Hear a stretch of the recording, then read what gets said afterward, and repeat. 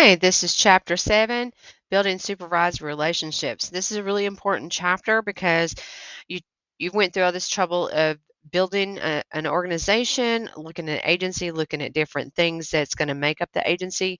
Now, who's going to be the person that makes sure all your supervisees are doing well inside the agency? So it starts off talking about roles and functions of a supervisor on page 141 of your text. And it talks about how this person has to be an organized person, has to have the characteristics to be able to motivate people, a leader that is able to look at the goals and objectives and manage not only what the programs are designed to do, but also work within the budget and the resources that you have and evaluate all of the programs that are running in each department. Next, you have two other types of skill sets that a supervisor has to have, which is a mediator and a mentor. When you think about mediation, think about the the ability to provide services in a way that you have to make decisions, you have to deal with conflicts, you have to see what is going on, what the needs are, and then that also involves that person who is your supervisor on that island. So this person is alone on an island. Make no mistake that a supervisory role is a one-man island. And then above that person, they're having the policies, the procedures, the stakeholders, the boards, whatever is above them, funneling down to them of what everything has to look like or needs to be done, goals that have to be met. And then they have to funnel that down to the people that they know, the people that they supervise. And these people down here could be complaining about not having resources, about all different things like pay, all these kind of things. And so these things keep funneling back and forth from the supervisor up and down. And they're that central filter that help support the people that they supervise, but also make sure that the goals and the establishment of the organization withstands um, whatever's going on within any organization. Um, and that sometimes you have to mediate the problems, right? And so then you also serve as a mentor. That might be providing education, sending people to trainings, providing them support, help building people's skills, and and also helping your supervisees explore their interactions with their own clients. We have to, as a supervisor, constantly educate, assess, help skill building with interventions, look at ethical concerns, and then you do all these things, getting it to a point, and then it has to constantly be evaluated. There's other styles of supervision, so it's more like all the different hats that a supervisor wears. So what else does a supervisor do? They help with treatment planning. This could be anything from like having a big group meeting, talking about what treatment plans you need to look like. It could be working one-on-one with people improving the treatment plans. You might be working with your case managers over here on using terms like linking, coordinating, educating, monitoring, where over here with the therapy treatment team, you might be using words like analyzing, exploring, identifying, and understand the difference that your services are billing for a different process. That is where a clinical supervisor has to really know their stuff and understand all the policies that come down, but also the constraints of insurance and payer sources in which they work under. Other things that a person might do is they might really try to help their supervisees not only educate themselves on what they're doing, but also continuing to learn to grow in the field, to be a professional in the field. And then on top of all of that work, when you don't have anything else to do, you get to work on making sure that all the paperwork is done, that everything's documented, if people turned all their time in, is all the notes turned in, how is what report do you have to get wrote up, what is the caseloads looking like, is there any ethical issues that I need to take care of? So lots of documentation. And underneath within that system of a supervisor, they talk about three pillars that are primary, and it's the relationship that a supervisor has with their supervisee, the ability for them to understand that process and responsibility. Not only the responsibility of a supervisor to a supervisee, but what is the supervisee's understanding of the responsibility and their role that they have as a case manager, clinician, or whatever the role is. And then in order to help them get to that point, what do we need to provide them educationally? Like, do we need to role play? Do we need to send them to a specific training? Do we need to work with them one on one of developing more skills in a certain area? And then you have the need for a supervisor to truly understand people and their differences, and how that needs to be part of that relationship is the openness and honesty of differences and diversity and multiculturalism within that relationship. A good supervisor knows the people they supervise. They get to know them, they get to understand whatever's going on with them and how that impacts them, what type of learner they are, what their motivations are, but also what do they need to grow professionally. And teaching people to be responsible and um, understand that everything that they do has a consequence is also sometimes part dependent on the maturity level of your staff and faculty. That's also needs to be an understanding of how grave some small things that seem small can have such an impact. Um, and then being sensitive to being evaluated. Like, nobody really likes being evaluated, like if you're watching this video right now and you're thinking not only about what I'm saying, but you're also in some way is evaluating at me. Do I stutter a lot? Do I say too many times, which I know that I do. But think about, like, none of us really like that feedback. We say we want the feedback, right? But we don't really want the feedback. We want it to be very positive. So when you're the supervisor and you're giving this feedback, there's a sensitivity level that has to be there, even though the feedback has to be also genuine and honest. Because we're constantly evaluating the programs, the people providing the services, but treating people with honesty, respect, showing empathy, developing trust, and balancing how much we challenge our staff and faculty versus how much we support them is a very important role as a supervisor. One of the things that a lot of places don't do is once all that is done or happens, we don't sit down and get the response back from that person. What was that like for you? How do you feel about that? What's going on with you? That's a really important step to continue and develop the relationship that you want with the people that you're over.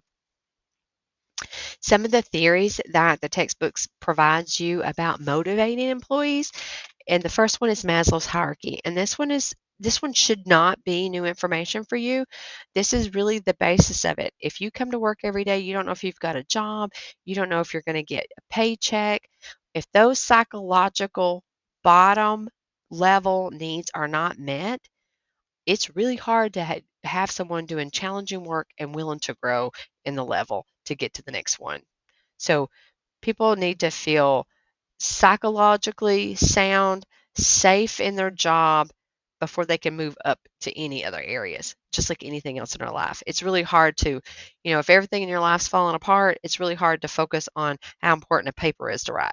You know what I mean? So think about that hierarchy.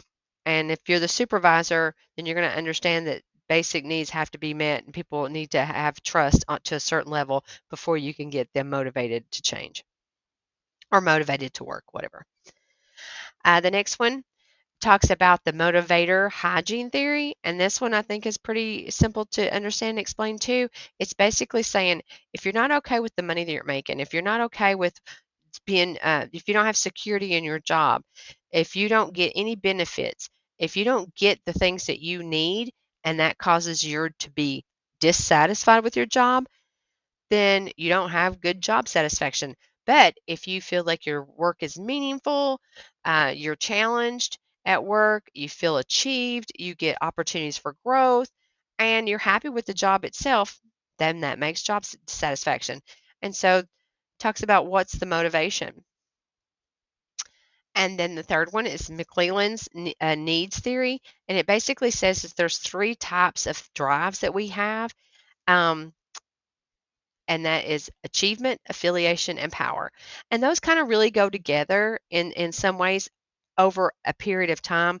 Like there's a belief that we achieve something, and then that achievement. So let's say you go to school, you get a graduate degree, you get that achievement, and that's supposed to lead to maybe an affiliation, and that affiliation could be, you know, joining an agency to be a therapist, and now you're a part of an affiliation of therapists. And then as that develops over time and your skills develop, you become a supervisor yourself, and all these other things come. There's a level of power that all that work that you've done gets you over time, so that you're working for that motivation comes from getting those achievements, making those affiliations, and gaining that power of where you are. Um, and then we go from motivational theories into process theories. The first one is expectant theory, and it basically, again, these are pretty simple, um, and we're not going to go into them in great depth, but if I do this, I will perform a certain way. I will meet this criteria, and if I meet this criteria, then I will get rewarded. That is the expectancy, and then if I meet the the level to get a reward, then there's a value placed on that. So if I do A, which is work hard, take all these classes, get this training, meet these criterias, then I might get something like lead clinician, and with that might be a value to me of having more say in the case staffings, or who gets what cases. Depending on the person, the reward can be very different and very valued in different levels. So again, those things are what makes being a good supervisor and knowing who you supervise very important, because everybody doesn't want the same kind of reward always. Um, but the bottom line here is that the belief is that your actions will give you an outcome that you were working toward. And this leads us to more of a management to motivate. So these are just overall characteristics, not under one specific theory, but just more characteristics that says this is how these are characteristics that a supervisor needs in order to motivate others. And those are the understanding of a give and take process, like um, when to kind of give and when to kind of challenge and ask, right? And communicating very specifically and directly, not always just sending emails or not sending memos, but actually taking time to talk to people and get that communication going. Making sure that people understand the support that they have coming down to them, and being able to be flexible when needed, as well as making sure that things are a good fit. Just because somebody's a good worker or just because a program is a good program doesn't mean it's a good fit for that organization. The same thing with a supervisor. Does it fit under the umbrella? Make a good fit for that, for whatever you're doing. And then does the climate and the culture, the environment, you can go to an agency that has like 4 or 5 counties offices, and every one of those offices is going to have a different feel, because it's the people within those structures that give the culture and the environment of it.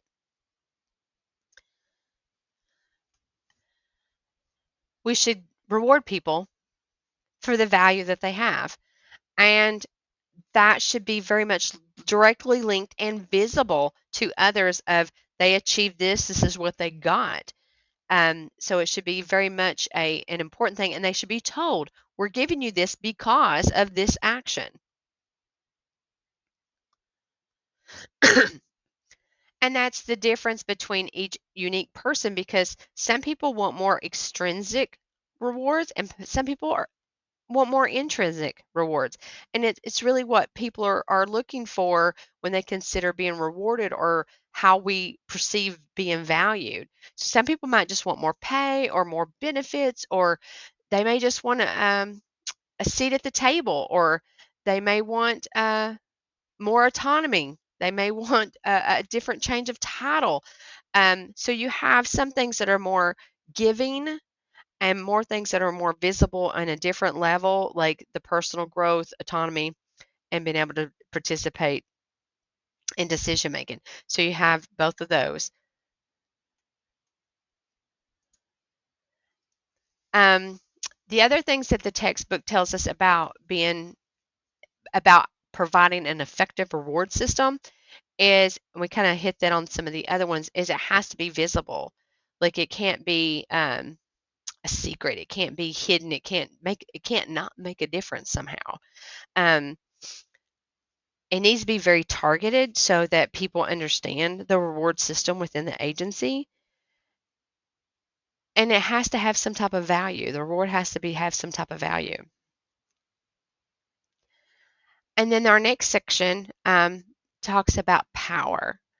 So when you think about power, you have a positional power and you have personal power. And all of us will have these in different areas, but it's really important when you're a supervisor to recognize the different types of power that you have over supervisees, because it can be a big deal. So that's the framework in which I'm going to talk about these. But supervisees also have these powers. So you can kind of think about ways in which that works as well. But we'll start off with like legitimate power. You know, this person's your supervisor, they're your boss. That's their power, the legitimate power. But then they also have the reward power, the ability to basically bribe you. Like if you get this done, I'll let you, you can do this or whatever. And then you have cohesion. So how can someone have coercive power? They can, it says protection racket. They can they can coerce you into doing things, right? Offer you in some way. Resource power, they can control. They can control whether or not you get those days off you requested. Reverent power, that's the personal side of the power. They may not want to say no because they like you so much, and they don't want to let you down. And realizing that you have that power over them is really important. Um, you may have expert power where you've been in the field, you've been able to provide a lot of great skill building. They may just trust you a lot because you're the expert. Um, information power, you know the rules, the regulations, the policies. You are the person, you are the go-to person for information. That gives you a level of power. And then not only do you know those things, but you also have connection power because you know the people above you, know the people in your surrounding agency, maybe other stakeholders. So there's levels of power that can be used and abused, but there's also a good supervisor is going to recognize some of this power and try to equalize it as much as they can with their staff and faculty. And with any position we have, we're always going to have challenges in supervision. And that's going to be different for every supervisor, but there's a lot of common issues. It takes a lot of time. It takes a lot of time to meet with staff one on one and give that individual supervision and try to do what you're supposed to do. Um, it's time consuming.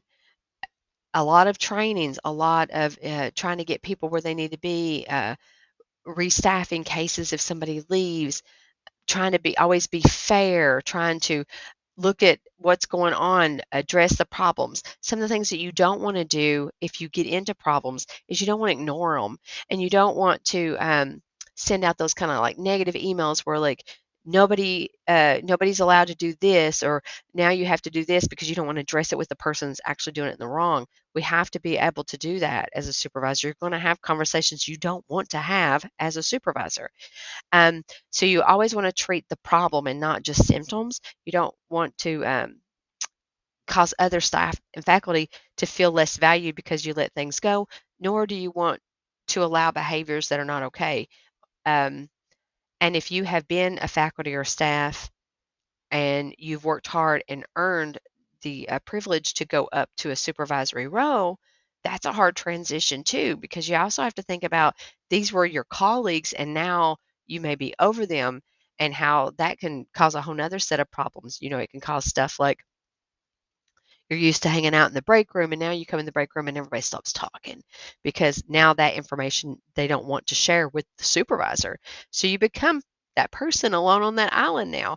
And so there's a lot of thought to go into whether or not you should be a supervisor, what what career path you want to take, but take a lot of time, but also be ready for the challenges. And it is a really rewarding job to help so many people and help them grow and be that support for so many people. So it's also got a lot of perks. But when you're thinking about supervision, it has a many, many hats and it's a really difficult job and you have to have certain characteristics of leadership to do well at it. I'll see you in chapter 8.